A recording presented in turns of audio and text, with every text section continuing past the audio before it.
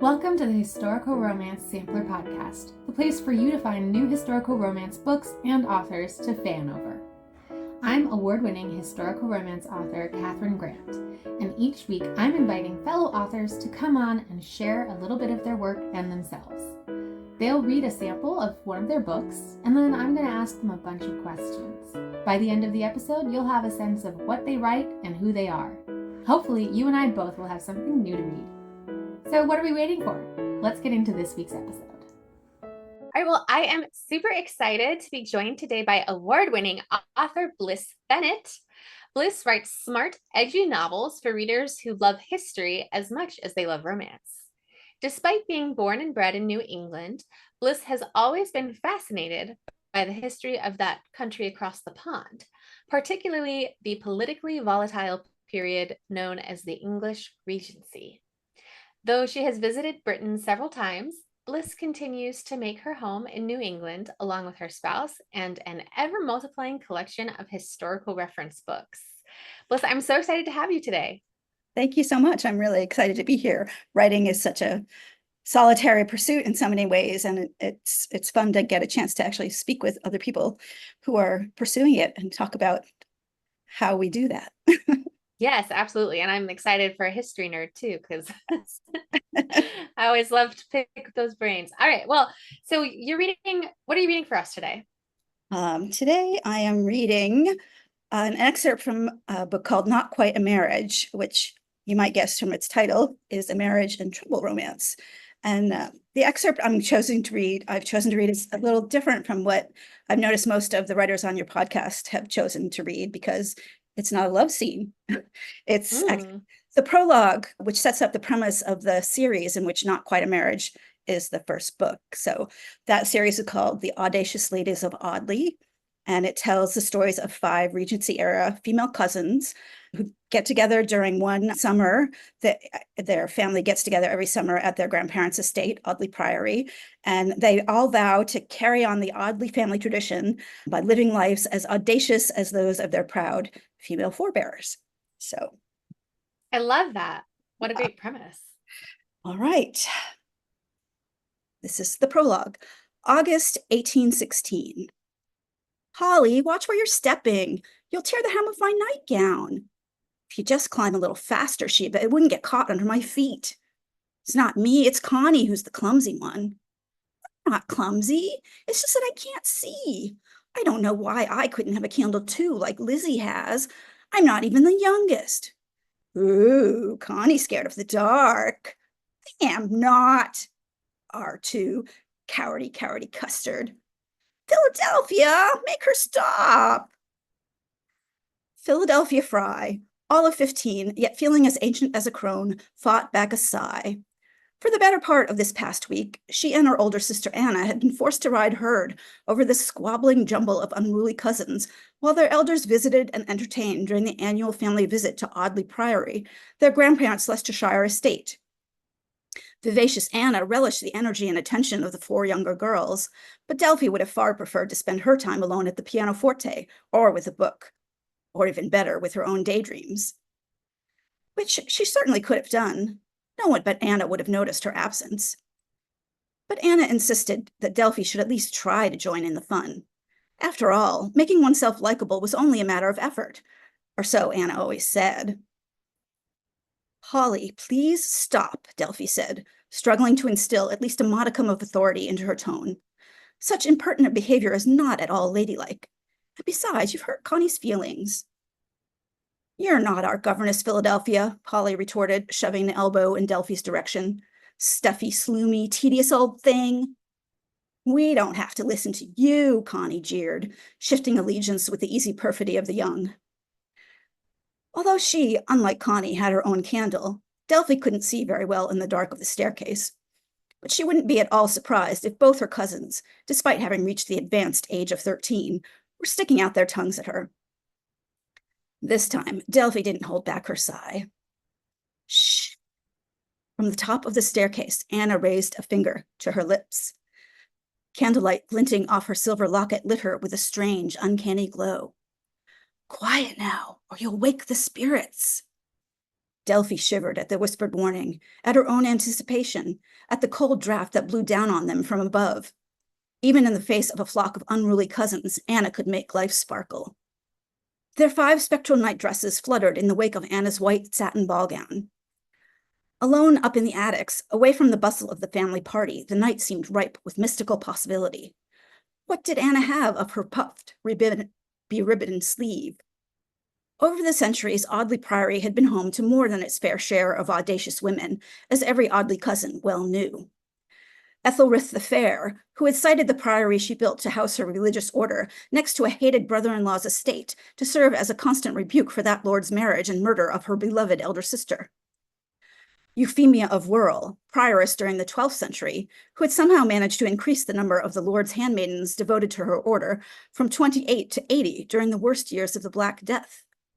And of course, Lady Joan Audley, who sold the assets of her order before they could be seized by Cromwell's men, giving over the resulting proceeds not to her brothers, but to the sisters in God whom she had vowed to support before sending them back into the world temporal. But Delphi doubted that any previous Audley lady had ever been as audacious as Anna. How else could her sister have beguiled all of them into doing something none would have ever imagined, never mind risked, doing on their own?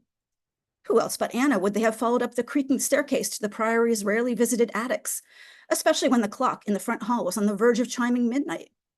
And on tonight of all nights, the night of the annual Audley Ball, an event which every Audley cousin longed to attend, but which only 17-year-old Anna had been granted the privilege of so doing. Something truly wondrous must lie above if Anna had left the glories of the ball and the company of Spencer Bennet, the young viscount to whom she would soon be engaged, to show it to them. Even shy Delphi would have braved the crush below for a chance to dance with the breath-catchingly handsome heir of the Earl of Morse. No, Anna's presence here tonight was not an indulgence to be taken lightly. With a soft click, Delphi closed the attic door, then set down her candlestick on a battered table. The flame wavered, then died, leaving Anna's candle the only light in the room. Delphi shivered again, then took her place in the circle gathering about her sister. Anna stood silent for endless minutes while her cousins waited to see what she would do next. At the precise moment when anticipation threatened to tumble over into fear and flight, Anna raised her candle. Slowly, slowly, she guided it around the circle of girls seated on the dusty floor, pausing for a moment in front of each. Elizabeth Audley Davenport, Bathsheba Audley Honeychurch, Polyhymnia Audley Adler, Constance Audley Ellis, Philadelphia Audley Fry, and I, Anna Audley Fry. We, the 6 female descendants of the ancient and noble Audley line, have gathered here tonight to meet, perhaps for the last time, as unmarried women. Bodies shifted uneasily around the circle. No, a voice across from Delphi whispered. Yes, Anna said, her voice growing stern. Soon your parents, as have mine, will find you a suitable life partner, and each of you will thereafter fulfill the sweet duties of wife and mother, duties for which all proper gentlewomen are destined. Delphi felt her pulse quicken. Anna's pale face seemed to glow with some strange inner light. What could her sister be about? But is a husband, a family, all for which a lady might wish? Anna dropped to her knees and clasped her hands to her chest. Might a woman not have greater desires, a greater destiny, especially a woman with Audley blood in her veins? A gasp from easily frightened Connie echoed throughout the shadowy room. Delphi edged closer, the need for physical connection overcoming any worry of appearing weak. Gooseflesh crept over her arms. Anna threw her hands wide, almost as if she were preaching a sermon. Tonight, I invite each of my fellow Audley cousins to ponder her future, to examine her mind and her heart, and then give voice to her most secret desire, and in so voicing, take the first step toward realizing it. Delphi's stomach plummeted. Give voice to her most secret desire here, in front of all her cousins? Only a silly wishing game? Polly, who had risen to her knees at the same time as Anna, had flopped back with a humph. There's no full moon tonight, and the first cuckoo of spring has long since sung. Have you collected some dandelions for us to blow, Anna? Huh, I know. It's to be the old wish upon an eyelash game, isn't it? No mere superstition, Polly, Anna chastened, pinning their youngest cousin with the sharpness of her gaze. This is an ancient ritual, handed down for generations through the eldest female in the Audley line, generation after generation, long before any Baron Audley was summoned to Parliament. Are you certain this isn't sacrilegious? Sheba, whose family belonged to the Society of Friends, was always wary of anything that might offend Quaker sensibilities. Completely certain, Anna answered. Why, your own mother participated in the very same ceremony when she was not much older than you. But won't telling you all what I wish for make it sure not to come true? Logical Elizabeth asked. That's what they say of dandelion wishes, and of eyelash ones, too. Anna placed a reassuring hand on Elizabeth's arm. You don't have to say your wish out loud. You only have to acknowledge it to yourself. Delphi certainly wasn't the only one to utter a sigh of relief at that. She knew only too well what she longed for when she lay alone in bed at night and sleep refused to come. A wish so shameful she could hardly bear to acknowledge it, never mind imagine it actually coming true. Anna reached behind an abandoned trestle table and pulled out papers and pencils she must have hidden there earlier in the day. Come, each of you, write down the innermost desire of your heart. Why an ages-old ritual required writing, something Delphi guessed many of their ancient ancestors had not the least idea how to do, Anna did not bother to explain. Her sister had, no doubt, made up the entire ritual out of whole cloth. But her story, or rather the certitude with which she told it, had caught the imaginations of her cousins. Small hands reached eagerly for scraps of paper. Even skeptical Polly took up a pencil and began to scribble. Think very hard before you choose what to write, Anna said, as she pushed a pencil toward Delphi. The ritual will only work if you confide your deepest, most heartfelt desire. Biting her lip, Delphi picked up the pencil and clutched it in a cold hand. With her other, she held the sheet of paper in place on the floor. None of the other girls seemed to have any trouble confiding their wishes, but for Delphi, the words would not come.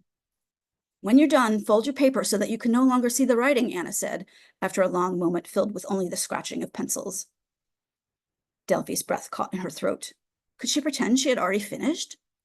She glanced up to make sure no one else was looking, only to find Anna staring right at her, an already folded piece of paper clutched in her gloved hand. Anna had made a wish, too, but why? Didn't her sister already have everything any young lady could ever want? Pressing her lips flat, Delphi scribbled her own wishes across the paper. To charm and entertain without having to work so hard at it. To inspire enthusiasm and devotion in the people around me. And finally, coming to the real point, to be courted by the most handsome man in all the world. The image of Spencer Bennet, his tousled blonde curls, his energetic stride tumbled across her heart. Delphi raised her eyes, her gaze flicking toward her sister, then quickly away. In such dim light, surely Anna would not be able to see the flush of guilt flooding her face. With a scowl, Delphi screwed her paper up tight in her hand. Anna rose and gestured for her cousins to follow her behind an old tattered screen. There, atop a battered dining table, sat an elaborate silver rococo épergne, each of his 6 arms holding up a small flat dish decorated with an elaborate border of shell and scroll. Anna placed her candlestick with care in the épergne's central basket. Now, everyone, gather close. We are meant to do this part outside, around an open fire, but I think our candle would serve just as well. Touch a corner of your paper to the flame, then hold onto your wish for as long as you can. Only when you are in danger of singeing your fingers should you drop it onto a dish in the épergne. The less paper that remains to burn on its own, the greater the likelihood of achieving your desire. Delphi suddenly realized what her wishes really meant. I want what Anna has, what Anna is. She was the first to thrust her paper into the candle's burning wick, but the younger girls quickly followed suit. 6 tiny flames sparked, then burned. Anna instructed, even though no one had spoken. Think hard of your wish, and only of your wish. They watched as paper crackled and crumpled, ashy black snowflakes wafting through the chill air. As fire flickered closer and closer to tender fingers, papers dropped, one by one, to silver dishes below. Delphi had intended to let go of her paper first, to make sure she had the least chance of having her embarrassing, selfish desires come true. But somehow her fingers held tight, tight, slowly inching away from the crackling edges until warmth turned to heat and finally to pain. With a cry, she let go and watched as the last scrap of her wish fluttered toward the epern. By the time it fell to the dish, its fire had gone out entirely. Her only gasping breath was the only sound Delphi could hear, until finally silk rustled once again and Anna's palm curled about Delphi's. "Come and take each other's hands, ye women of Audley," Anna intoned, more pagan priestess than earthly sister. "With our hearts and our fire, tonight we consecrate our most precious secret wishes. We call upon the power of our ancestors to give us the strength to pursue what we most desire, no matter the cost. And, most importantly, we pledge to do everything in our power to help one another make our dreams come true." Delphi flinched at the pain of her sister's unexpectedly hard squeeze as a chorus of young voices echoed Anna's pledge. Anna blew out her candle with a quick puff. Ooh, what an interesting and spooky excerpt. Well, I have lots of questions for you, but first we're going to take a quick break for our sponsor. The Historical Romance Sampler Podcast is a proud affiliate of Libro.fm. Libro.fm is a really cool audiobook retailer that offers the same selection of audiobooks at the same price that you would find at that other really big audiobook retailer. But instead of sending your money to a giant monopoly, your money with your purchase of Libro.fm audiobooks goes back to the local bookstore of your choice. That way you can purchase audiobooks but still support your local literary community. Also cool is their Kiss Club, which features romance audiobooks on sale every month. If you're ready to sign up for Libro.fm, I've got a good deal for you. Using the code HISTORICAL, as in Historical Romance Sampler, sign up for a new membership and get 3 audiobooks for the price of 1. Check out the link in my show notes if you want more information. And now, back to the episode. I am back with Bliss Bennett, who just read a very spooky sample from Not Quite a Marriage, which is kicking off the Audacious Ladies of Audley series. And one of the things that stood out to me, among many things in that scene, is there are some fantastic names, including Philadelphia and something like Polyhymnia, yes. Polyhymnia. So can you talk to me about the inspiration for that, and then like what research did you put into those names? Yeah, I know it's kind of crazy because if you read a lot about Regency era names, especially the aristocracy, they're pretty similar, like the same names get used over and over again.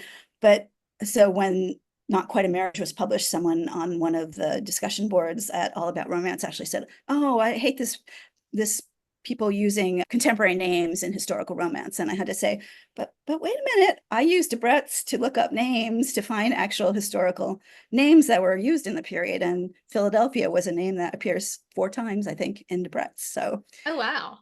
Yeah. So, I like to make sure that my names are historically accurate to the period. So I have my 1832 copy of Debrett's and love to flip through it and find interesting names. Oh, that's so cool. And then I loved how, like, in just that prologue, we got such a rich sense of this family. There's the history of the building. There's the history of the ball. There's this throwaway that one of the cousins is being raised as a Quaker, which indicates something very interesting happening in the family, being different religious. Can you talk about your process for developing this series? Like, what came first for you, and how much did you know before you started writing? Yeah, well, this series actually just started with Delphi's story. I had this idea about a couple that had married very young and not by choice, and that relationship sort of going off the rails, and the husband running away, and they're apart for 5 years, and then he comes back and he's trying to make good and be a better man. So that's where that started. And then I had the idea of maybe she married the man that her sister was supposed to have married. So I know I'm supposed to not be depressing, but Anna dies between the prologue and the start of the story. And so Delphi's father and Spencer's father decide to just replace one daughter with another. And so Delphi is 15 years old and gets married and gets immediately pregnant, has a child, and it's not a secret because it happens, talks about in the first chapter, but the child dies. And Spencer's father is very controlling. So all of those things make him sort of run off the rails. But so I wanted to set up that desire of hers to, like, she feels really bad and guilty. And so then this idea of wishing came to me, and I was researching different wishing games that were popular in the period. So the wish on an eyelash or wish on dandelion, some of the things that we still do today. But the first cuckoo of spring, wish on that. That was something I hadn't heard before. So then I came up with this idea that Anna was this very dynamic, charismatic kind of older sister figure for Delphi, and Delphi was shy and quiet and felt inferior in a lot of ways. And so that I set up that scene where Anna's the one who's gathering all the cousins together and making them do this wishing game that really gets Delphi to think about what she wants, and then to realize, oh, I'm jealous of Anna, or I want to be like Anna, sort of setting up all of the other girls as well.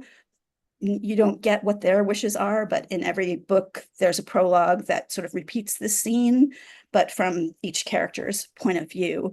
And there's things that happen to them before the actual wishing takes place that sort of sets up what their wishes might be, what they want out of life. And then, in the way of wishes, maybe you don't want to wish for, because what if it comes through? That's sort of a sub theme of the series as well, like how wishes. Yeah, I mean, that sets up Delphi for such a pathos of she wanted to take her sister's place, and then she ended up taking her sister's place. Exactly.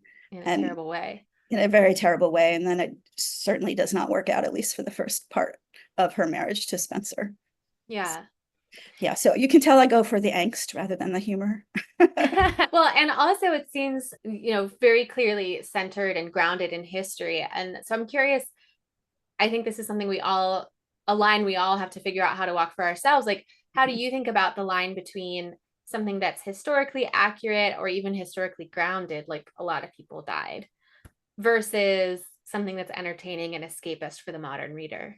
Yeah, I think that I write what I want to read and what I'm interested in reading, and that's not always what the market wants to read.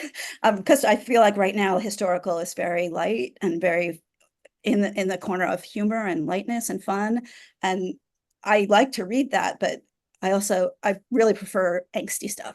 So that's what I write, and I write historically grounded angsty stuff.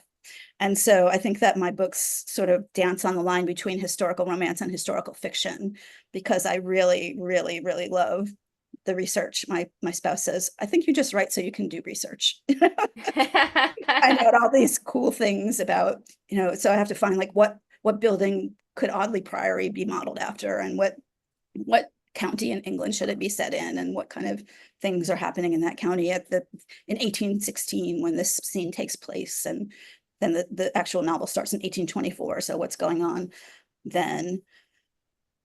Yeah. It stood out to me in your bio that you describe Regency England as politically volatile, because I know that's true, but I think when readers think of Regency, they think of ballrooms. Ballrooms.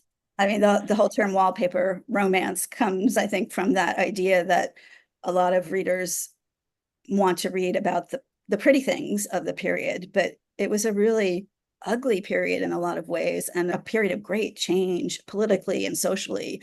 And for me, that's what's most interesting about writing in specifically in the 1820s, which sort of in the middle of anti-slavery movements, in the middle of efforts to widen the vote, to have more people being able to vote. And so that's what appeals to me about that period. I don't know if it appeals to lots of historical romance readers, but I think it appeals to a good number of them. So.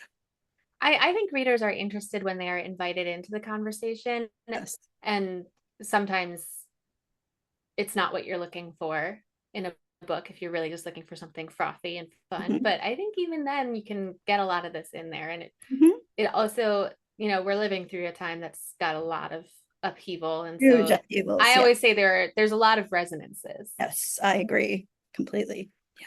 Now, I know that in this book, Spencer goes to West Africa. Can you talk a little bit about maybe some of the research you did for that and what he gets up to? Yes. So when I was thinking about, I had the idea that this couple had been separated and maybe Spencer went off to war. So I started looking what wars were going on, who were the British fighting at this period in the early 1820s. And then it came the first Ashanti War. Who knew the British were fighting in Africa in the 1820s? So that led me down a huge research rabbit hole about what was going on, and the whole colony of Sierra Leone, which was the first British colony, which was established with a specifically anti-slavery mandate that slavery was not allowed. And so, yeah, I had like all these books over on the shelf back there about Sierra Leone and the history and what was going on. So Spencer got a relation to get him a political post there, and he was working in the government in Sierra Leone and sort of saw like what was going on in the colony, in Africa, in the wider world. And it sort of makes him grow up a lot. And before he left, he was just all about, oh, my father's telling me what to do and I don't want to do this. So I'll be a rake and I'll drink and I'll gamble and I'll have a lot of encounters with women. And then he gets married and he's like, I don't want to do this either. But, being faced with such a different society and such politically volatile issues, I think can make a person grow up. And that's what happens. Absolutely. So he comes back to England, both because his grandmother is ailing and he wants to see her one last time. And also he has friends who he's made in Sierra Leone, and he wants to help them navigate and speak with people in the government about getting self-rule rather than always being ruled from a distance. Yeah. Very interesting. I've done some research into that part of it as well. And it's so interesting, and there's so much there. And I feel, as an American, I mostly learned about slavery from the American perspective. Yes. And then I was like, oh, Britain outlawed slave trade in 1807 and slavery in 1830s. Good for them. But, Right. Actually, there's a lot more to it than that, which sounds obvious. But once you start peeling the layers, it's very interesting and rich and very terrible, rich. Of course. Yeah, the second book in the series, which is called Not Quite a Scandal, is about Sheba, who is the Quaker girl who grows up as a Quaker, and she's a very ferocious anti-slavery advocate, and that causes her a lot of problems in society because that was not obviously a popular position, especially if you have relatives who are part of the aristocracy. So. Yeah. Well, and then another thing I read on your website is a little fun fact that you were really into Harlequin romances, and then your women's studies in college kind of turned you off of them. But obviously now you're writing historical romance. So did you return to reading Harlequin romance ever? And how do you think about framing romance from So I was a huge Harlequin romance reader when I was a teenager in the late 70s and early 80s. And then I went to college and took some women's studies classes, as you mentioned, and realized like why I was so fascinated and sort of appalled by the books. And then I couldn't read them anymore because all the alpha holes could not stand it anymore. So skip ahead 20 some years, maybe 30. And I became a children's literature scholar, and I was doing research about Twilight, about the Twilight series, and for a paper that I was writing, and I wanted to think about Twilight as a romance novel. So I started doing some research into romance, academic romance, and then I found Smart Bitches Trashy Books, and then I found Loretta Chase, and that was the beginning, I guess, for me of rediscovering romance that was different, way, way, way different from the romances that I had read as a teenager. Like so much more agency for women, and a lot of people experimenting both with constructions of femininity and construction of masculinity in interesting ways that I really was interested in exploring. So, and I started writing a blog called Romance Novels for Feminists, and I did that for about 5 years. I'm trying to explore like what is it about romance that can be considered feminist, because in the past, feminism had pretty much looked down its nose at romance as patriarchal and oppressive, but it seemed to be doing a lot different cultural work in the books that I was reading now, or I guess they're from the 2000s and onward, than they had been when I was a kid. And I wanted to talk about that. Yeah. Well, a lot of people like to say that romance is written by women for women. about women, therefore it's feminist. Yeah. What are your thoughts on that? Yeah, I totally don't agree with that. I think that, like any genre, a book can be feminist or it can be anti-feminist, depending on what it says, right? I think there's still tons of books out there that are about, oh, let the man take care of me and let the man protect me, and I'll just be his happy consort or person that he takes care of. And, that's fine. People can enjoy those, but I don't think those are feminist books, right? On the other hand, there are books that call explicit attention to gender norms and gender roles and try to challenge them in interesting ways in romance. And I think that's a great vehicle for it, because romances are so popular and are working in interesting cultural ways to get us to think about those issues, and are shaping our views about what it means to be a woman and what it means to be a man, what it means to be of any gender, what it means to be in relationship with someone else of the same or different gender, and how you negotiate power in those relationships. So I think that's what, for me, when romance is feminist, that's what it does. It thinks about masculinity and femininity and gender, and it thinks about how power in relationship works.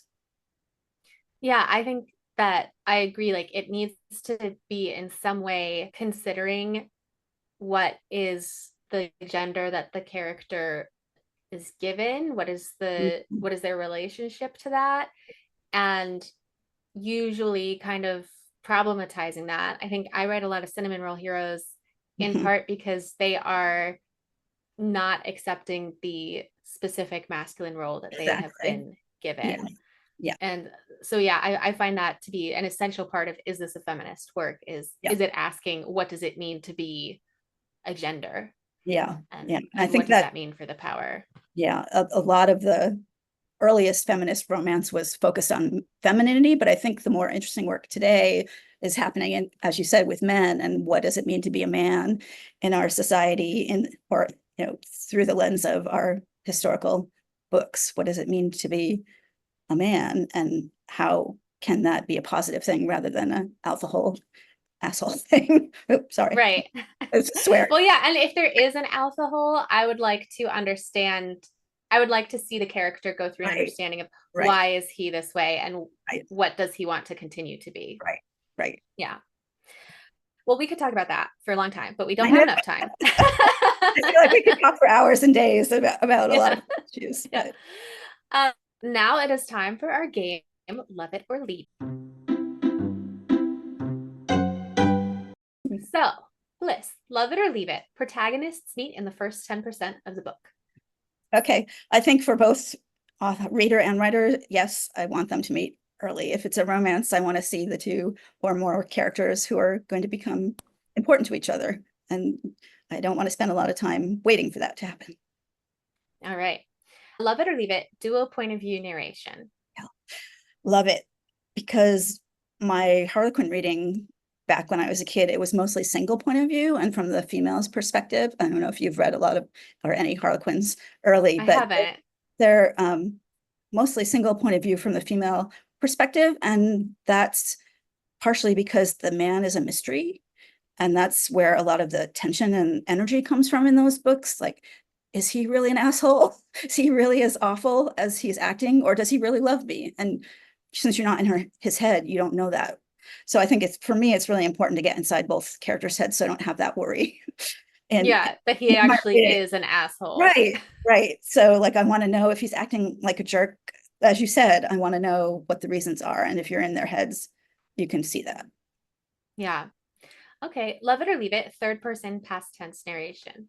Definitely love it, especially for historical romance. I mean, for other genres, I read very widely in romance, and I like all sorts of kinds of tenses and point of views. But for historical, I think the distancing, it's like sets a little bit of distance between you and the story.